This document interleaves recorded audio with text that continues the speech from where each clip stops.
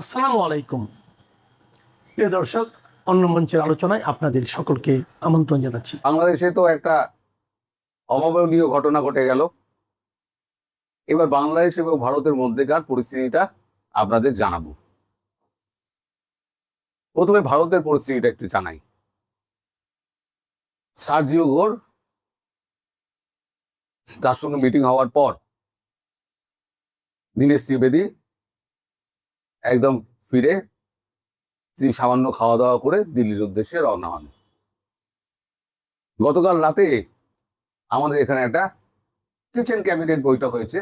সেখানে উপস্থিত ছিলেন নরেন্দ্র মোদী, অমিত শাহ, রাজনাথ সিং, অজিত দোভাল আর আমাদের দীনেশ ত্রিবেদী প্রত্যেকেই উপস্থিত ছিলেন। আর নির্মলা সীতারামন তিনিও ফিনান্স মিনিস্টার, তিনিও আছেন এর মধ্যে। তো সেখানে দীনেশ ত্রিবেদী পুরো বাংলাদেশে মানে এর বৈঠকটা, সার্জিও ঘোরের সঙ্গে বৈঠকটা মর্মার্থ পুরোটা তুলে ধরেন। তবে সেখানে তিনি একটা কথা বলেন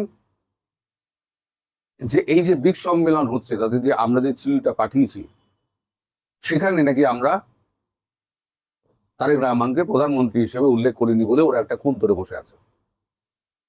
তখন অমিত শাহ বলেন যে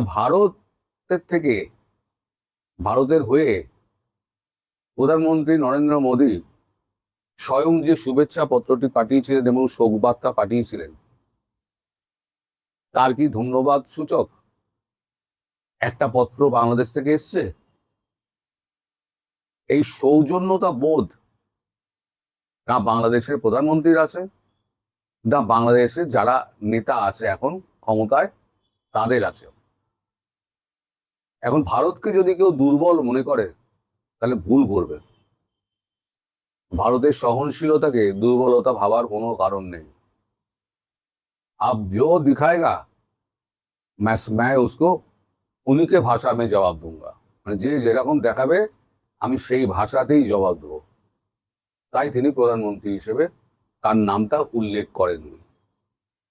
এবং তুমি তো আমাকে সৌজন্য দেখাও, আমি কেন বারবার সৌজন্য দেখাতে যাবো? এরপরে ব্রেকিং নিউজটা হলো, এরপরে যা কথাবার্তা হয়েছে আমি সব জানতে পারিনি। এরপরে যে ব্রেকিং নিউজটা হলো, আজকে সকালবেলা দীনেশ ত্রিবেদী সোজা চলে যান শেখ হাসিনার কাছে। মোদিজি মানে নির্দেশেই গিয়ে সেখানে তিনি পুরো অবস্থাটা ব্যাখ্যা করেন এবং 40 মিনিট ধরে তাদের মধ্যে কথাবার্তা হয়।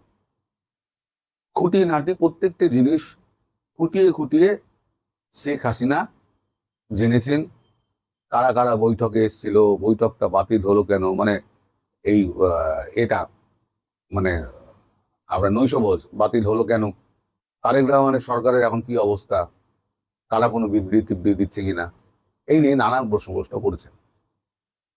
মিটিংটা চললে 40 মিনিট।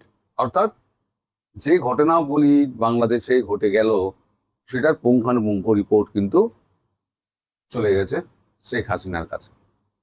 উল্টো দিকে সার্জিও ঘোর তিনি দিল্লি ফিরে এসেছেন।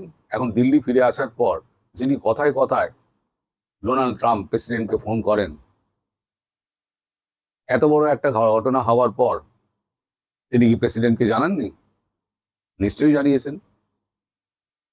এখন ডোনাল্ড ট্রাম্প তিনি তার হিসেবে চলছেন যে চীনকে দূরে রাখতে গেলে ভারতের সঙ্গে সুসম্পর্ক করতেই হবে, না হলে পরে আমাদের পরে মুশকিল আছে।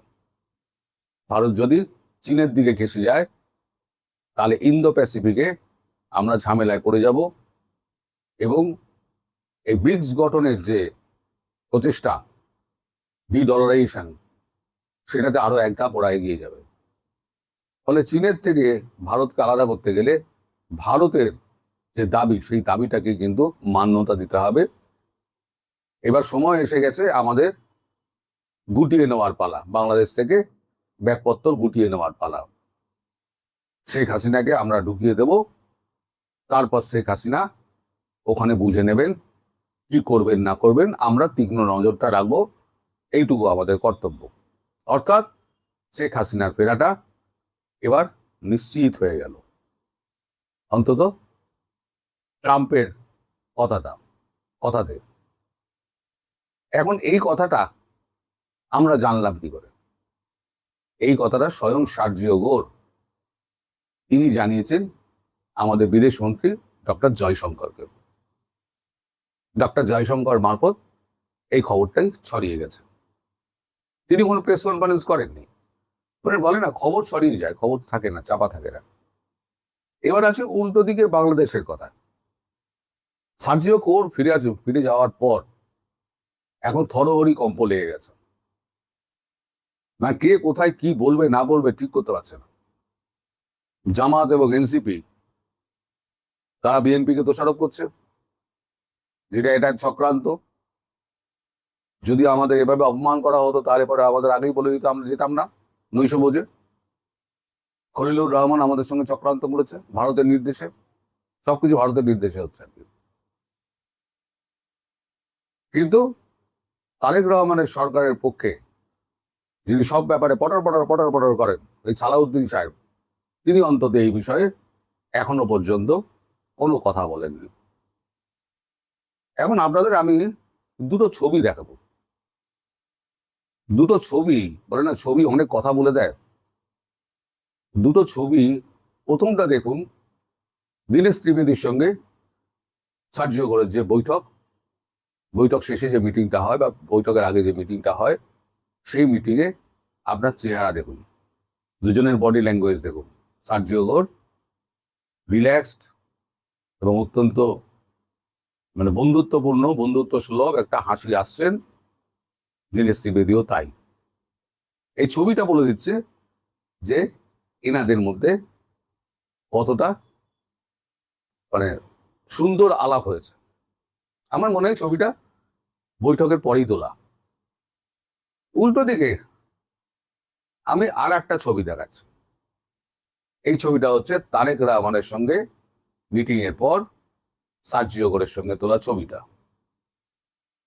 ছবিটায় আপনি দেখুন সার্জিও গোরের মুখটা এবং তারেক রহমানের মুখটা। তারেক রহমানের দিয়ে তো হাসছেন বটে, কিন্তু সার্জিও গোরের মুখটা থমথমে। অর্থাৎ তিনি যে একেবারেই সন্তুষ্ট নন, এই ছবি কিন্তু পরিষ্কার বলে দিচ্ছে। ছবি কিন্তু কখনো মিথ্যে কথা বলে না। এদিকে আমাদের রণদীপ জয়সওয়াল, তার একটা ফটো কার্ড আমি জুড়ে দিচ্ছি, সেখানে দেখুন তিনি কি বলছেন। আবার আমাদের যিনি অজিত দোভাল আছেন এনএসএ, অজিত দোভাল কিন্তু আবার এটা কথা বলেছেন। আমি সেটারও ফটো কার্ড আপনাদের আমি দিয়ে দিচ্ছি। দেখুন, তার নিরাপত্তা সংক্রান্ত ব্যাপারে কোনো রকম আপোষ ভারত করবে না, এই ধরনের একটা কথা তিনি বলেছেন। সরকার যে ভয়ে কাঁপছে তার একটা ছোট ভিডিও আমি কর্নারে চালিয়ে দিচ্ছি, আপনারা দেখুন। দেখলে আপনারা বুঝতে পেরে যাবেন যে ভেতরে ভয় কতটা ঢুকেছে, অর্থাৎ আওয়ামী লীগ ফিরে আসছে, এই ভয়টা কতটা ঢুকেছে। ভিডিওটা দেখুন, আমি চুপ করে পাশে বসে থাকবো। যদি এই সরকার ব্যর্থ হয়, মনে রাখবেন বাংলাদেশে কেউ বাস করতে পারবেন না, কেউ বাস করতে পারবেন না। এর চেয়ে সিনসিয়ার গভর্নমেন্ট, এর চেয়ে সিনসিয়ার প্রধানমন্ত্রী বাংলাদেশের ইতিহাসে আর আসবে না, ছিল না। আর এইবারে কমিটমেন্ট যদি আমরা ফেল করি জুলাই অভ্যুত্থানের পরে, মনে রাখবেন আমরাও শেষ হবেন, আপনারাও শেষ হবেন। কেউ কারো বাড়িতে থাকবেন না, ডিউটিতে থাকবেন না, কারণ সবার আমল নামা সবাই জানতেছে কে কি আমরা করতেছি। আমি খুব ভদ্রচিত ভাষায় বলে গেলাম, অত্যন্ত আবেগ অনুরোধ নিয়ে আপনাদেরকে বলে গেলাম।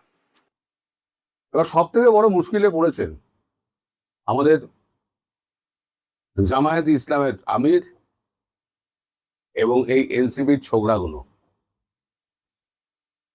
কারণ এই যে বলছেন না আমাদের সকলের আমলনামা সবার কাছে আছে, আমলনামা কার কাছে থাকবে? আমলনামা আছে আওয়ামী লীগের কাছে। আওয়ামী লীগ ফিরলে পরে, ফেরাটা এখন শুধু সময়ের অপেক্ষা। আওয়ামী লীগ ফিরলে পরে ফুল প্রসাদ আচ্ছা করে তো চড়াবে, সে তো বুঝতেই পারছে। এখন আওয়ামী লীগের নেতাদের ভারতবর্ষে ঠাঁই হয়েছিল, এদের ঠাঁই কোথায় হবে সেই নিয়ে এরা এখন খুব চিন্তিত। এখন জাহাজে করে পালাবে না নৌকায় করে পালাবে, সেটা হচ্ছে পরের ব্যাপার। আমি যে আপনাদের বলেছিলাম না সেপ্টেম্বর, আমি কোনো গণৎকার হিসেবে আমি বলিনি। আমি পারিপার্শ্বিক অবস্থা এবং লোকের সঙ্গে কথাবার্তা বলে আমি যেটুকু আন্দাজ করেছিলাম তাতেই আমি বলেছিলাম যে সেপ্টেম্বর, খুব বেশি দেরি হলে। তারপরে আবার একটা ভিডিওতে বলেছিলাম সেপ্টেম্বরও হয়তো লাগবে না, তার আগেই ফিরে যাবেন শেখ হাসিনা। এবার ট্রাম্পের ব্যাপারটা কি? ট্রাম্প বুঝে গেছে যে এখানে ভারতকে আমার কাছে রাখতে হবে, বাংলাদেশ যাই ভাঁড়বে, শেখ হাসিনাকে ঢুকিয়ে দাও, আমরা ওপর দিকে নজর রাখবো, আর ভারতের সঙ্গে আমরা সুসম্পর্ক রেখে চলবো, যাতে চীনকে দূরে রাখা যায়। এবার আপনাদের কাছে আমার একটা প্রশ্ন আছে, জবাবটা আপনারা দেবেন। এই যে 12-13 সেপ্টেম্বর, যেটা নিয়ে এত ধুয়ো তুলছেন যে প্রধানমন্ত্রী হিসেবে জানানো হয়নি, অমুক হয়নি, তমুক হয়নি, উনি না এসে দেখান। তারেক রহমান ভারতবর্ষে 12-13 সেপ্টেম্বর ব্রিক্সের যে মিটিং আছে সেই মিটিং অ্যাটেন্ড না করে দেখান। এটা আমারও চ্যালেঞ্জ রইল। যদি আসেন তাহলে ভালো, আর যদি না আসেন তাহলে আরো ভালো। কোনোটাতে ভারতবর্ষের কোনো অসুবিধা নেই। ভারতবর্ষ তার নিজস্ব গতিতে চলবে এবং ভারতবর্ষ সহনশীল বলে আপনারা যাচ্ছে তাই বলে যাবেন, সহ্যের একটা সীমা আছে, সেই সীমা আপনারা অতিক্রম করে গেছেন। এইবার বলে না বউ ঝি মেরে বউকে শেখানো, এটাই হবে। বাংলাদেশকে আক্রমণ করলে বাংলাদেশ ছাতু হয়ে যাবে। বাংলাদেশকে আক্রমণ করে লাভ নেই, কারণ আবার ঘুরতে হবে ভারতকেই, কেউ টাকা দেবে না। ভারত এই মুহূর্তে চাইছে না, আর ভারতের ভেতরে এখন ইন্টারনাল এত সমস্যা রয়েছে, ওই ঝামেলা ভারত এখন জড়াবে না। কাঁটা দিয়ে কাঁটা তোলা হচ্ছে সব থেকে ভালো, তাই উপযুক্ত পথটাই ভারত ধরেছে। এবার আপনারা অপেক্ষা করুন, এই আগস্টের মধ্যে, আমি আজকে আগাম ঘোষণা করে দিলাম, লিখে রেখে দিন, এই আগস্টের মধ্যে তারেক রহমান সরকার গদি উল্টাবে। এখন তিনি লন্ডন পালাবেন না কোথায় যাবেন সেটা তিনিই ঠিক করবেন। আর এই মুহূর্তে আলাপ করতে চাই, জয় হলো মোদি কূটনীতির, আওয়ামী লীগের রাজনীতি ফেরা সময়ের ব্যাপার মাত্র। প্রসঙ্গটির সাথে মার্কিন যুক্তরাষ্ট্র জড়িত আছে, ভারত জড়িত আছে, এবং আমি সার্জিও গোরের সফর নিয়ে গতকালকে কথা বলেছি, খুব বেশি কথা বলিনি, একটি মাত্র কন্টেন্টে কথা বলেছি। এই মুহূর্তেও সার্জিও গোর নিয়ে আলাপ অনেক হয়েছে, মানুষ করছে, কিন্তু শেখ হাসিনা আওয়ামী লীগ ফেরা নিয়ে সার্জিও গোর প্রসঙ্গ যতটুকু আসবে ঠিক ততটুকুই আমার এই মুহূর্তের আলাপে আসবে। দর্শক, একটি জিনিস খেয়াল করুন যে দৃশ্যপট কি খুব দ্রুত বদলে যাচ্ছে। ঢাকার ক্ষমতার মসনদে এখন প্রধানমন্ত্রী তারেক রহমান, কিন্তু পর্দার আড়ালে রাজনৈতিক সমীকরণের ঘুঁটি চালছে কারা?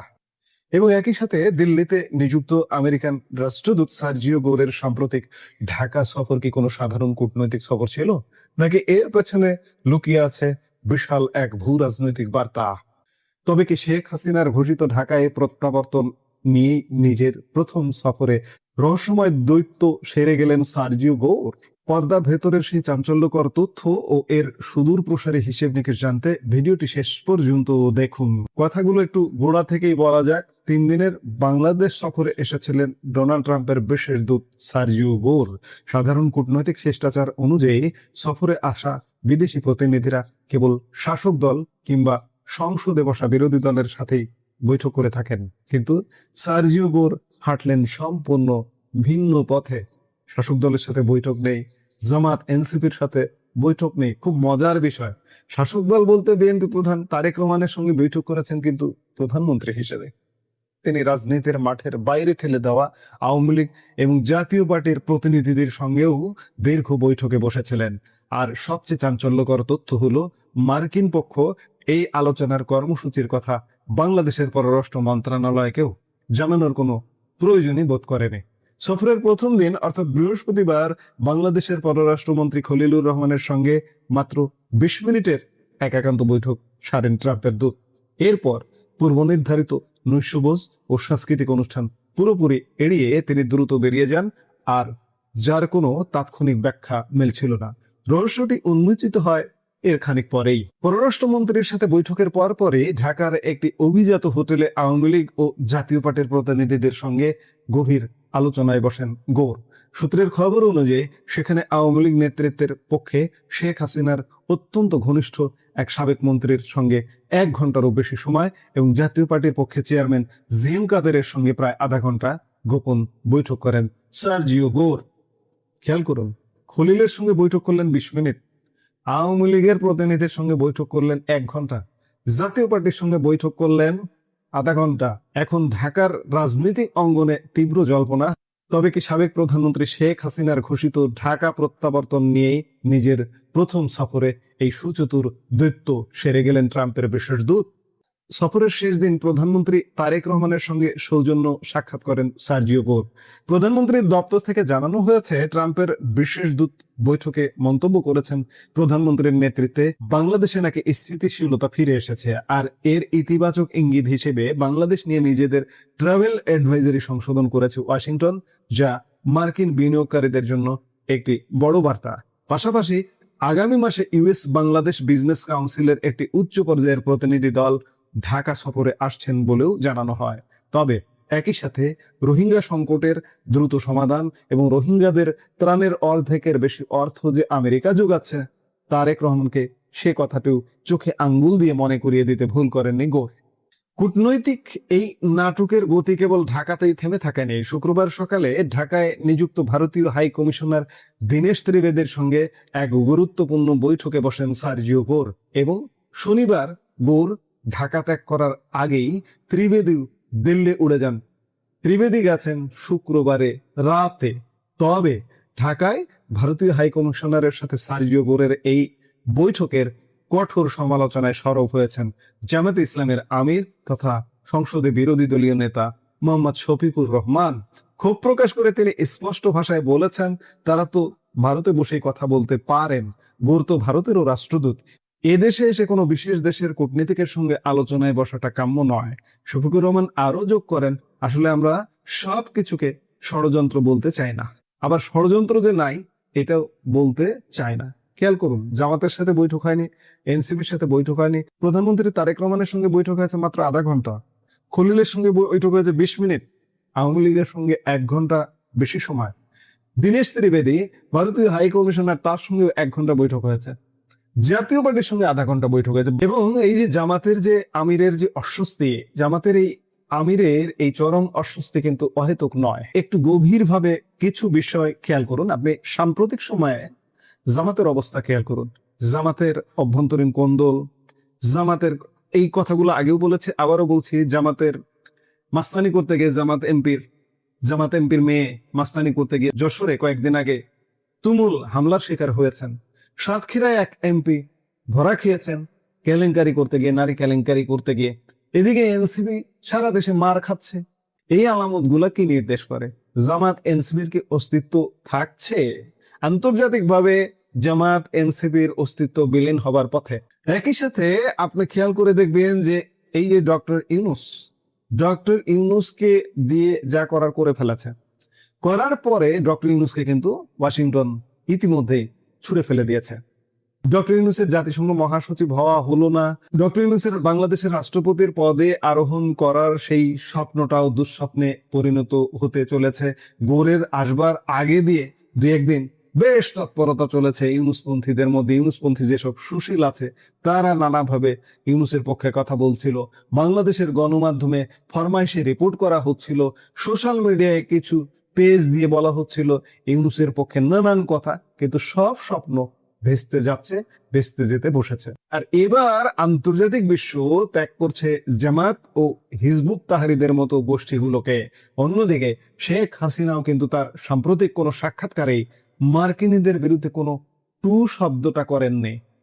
খুব সহজ কথায় বলতে গেলে বলতে হবে যে আমেরিকা চাইছে ভারত ও বাংলাদেশ এক হয়ে দক্ষিণ এশিয়ায় মার্কিন ভূ রাজনৈতিক স্বার্থ রক্ষা করুক।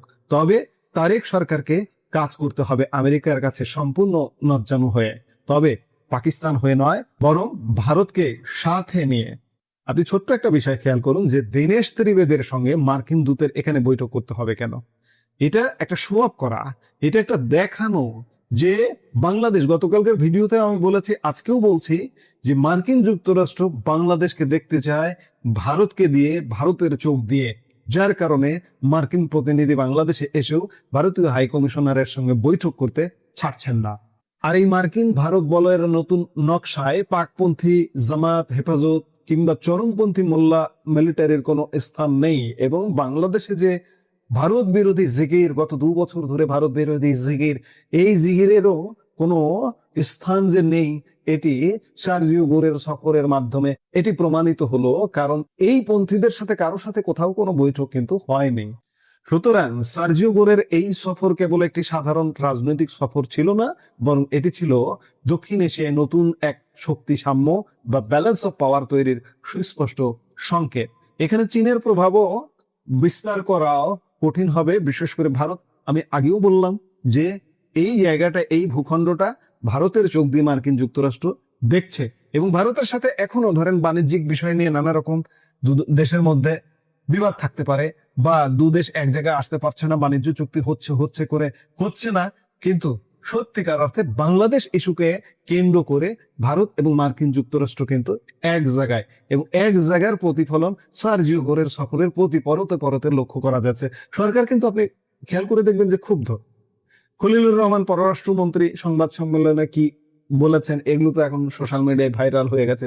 শুধু না না না না, তাকে যাহাই জিজ্ঞেস করা হয় তাহাই তিনি না বলেছেন, এবং অত্যন্ত বিরক্তি ভাব তার মধ্যে ফুটে উঠেছে। এবং এই আলাপের শেষে আরেকটি খবর দিয়ে আলাপটা শেষ করতে চাই। আগামী 12-13 সেপ্টেম্বর ব্রিক্স শীর্ষ সম্মেলনের আয়োজক দেশ হিসেবে ভারত এবং ভারতের প্রধানমন্ত্রী বাংলাদেশের প্রধানমন্ত্রী তারেক রহমানকে আমন্ত্রণ করেছেন, কিন্তু প্রধানমন্ত্রী হিসেবে আমন্ত্রণ করেননি বিমস্টেক পদাধিকার বলে বাংলাদেশের সরকার প্রধান, বিমস্টেক প্রেসিডেন্ট এই মুহূর্তে ইউনূসের আমলে, ওই যে গত বছর ব্যাংককে যে বিমস্টেক শীর্ষ সম্মেলন হয়েছিল, তারপর থেকে বাংলাদেশ এটির সভাপতিত্বের দায়িত্ব পালন করছে। স্বাভাবিকভাবে সরকার প্রধান পদাধিকার বলে তারেক রহমান এখন বিমস্টেক প্রধান হিসেবে বা বিমস্টেক সভাপতি হিসেবে তারেক রহমানকে আমন্ত্রণ জানানো হয়েছে। এবং মজার বিষয় হলো যে আগামী 12-13 সেপ্টেম্বর ব্রিক্স শীর্ষ সম্মেলনে প্রধানমন্ত্রী তারেক রহমান যোগ দিতে যাচ্ছেন। যদিও এখনো পর্যন্ত অফিসিয়ালি কোনো ঘোষণা করেননি, তবে ঘোষণা করবেন। এবং এই যোগদানটা শুধু ব্রিক্স শীর্ষ সম্মেলনে যোগদান নয়, এর পেছনে আরো নানা রকম ভূ রাজনৈতিক বিষয় আছে, যেমন আওয়ামী লীগ ফেরা, আওয়ামী লীগ প্রধান শেখ হাসিনা ফেরা, তার নিরাপত্তা নিশ্চিত করা, এবং বাংলাদেশ এবং ভারতের 2 দেশের নানান স্বার্থ সংশ্লিষ্ট বেশ কিছু বিষয় আছে, গঙ্গার পানি চুক্তি থেকে শুরু করে আরো অনেক বিষয়। এগুলো সবই ইতিবাচক ধারায় ফেরার একটি জায়গা। অর্থাৎ তারেক রহমানকে চলতে হবে মার্কিন প্রেসক্রিপশনে, মার্কিন নির্দেশনায়, এবং